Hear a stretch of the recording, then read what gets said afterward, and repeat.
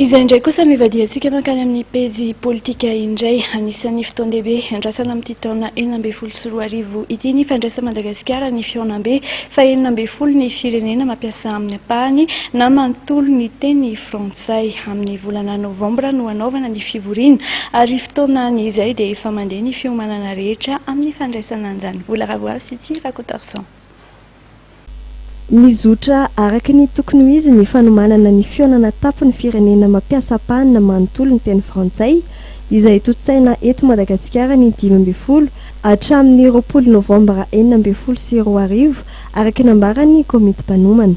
Mikasika manokana ny village de la francophonie izay apetraka etsy Andotapenaka efa mandeha ny asa fanamboarana tanterahany Seimad ary toy izao hita amin'ny sary izao ny fotodrafitrasa apetraka ny Andotapenaka.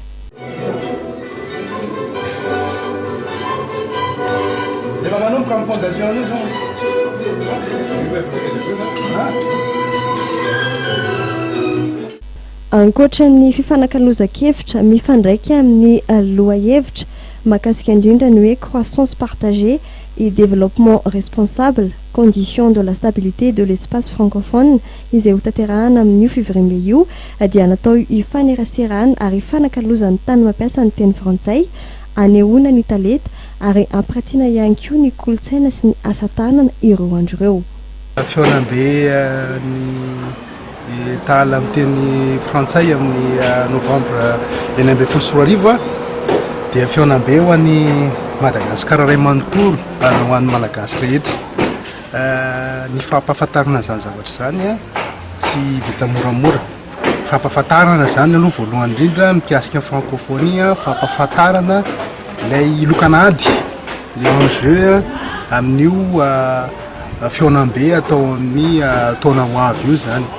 Fampahafantarana ihany koa ireo andraikitra andrasana amin'ny tsirairay indrindra fandraisana anjara zany dia fandraisana anjara ny sitrapoa ary ihany koa mety mahasoa ny tsirairay amin'ny fivoarana ny sambatan'olona famoahana ny talenta hoentina mampiseho ny tena mahizy antsika malagasy na amin'ny resaka ara-javakanto zany amin'ny resaka itao sy ny kolontsaina izay tsy maintsy ho trandrahana zany manerana Madagasikara.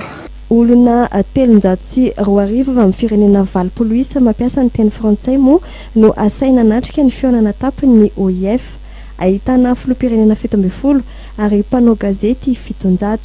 Ny 3 desambra 2024 teo dia nisy ny fionana nerany mpanao gazety sy ny komity mpanomana ny fionana atapy ny firenena mampiasa ampahany manontolo ny teny frantsay.